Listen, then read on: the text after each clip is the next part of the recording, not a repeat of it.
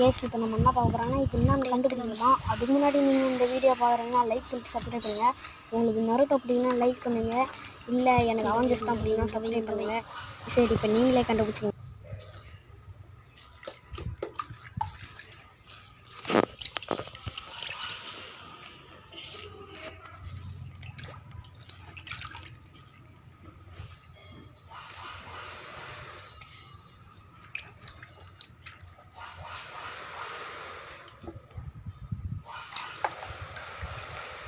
கொஞ்சம் பொறுமையாக பண்ணுறா.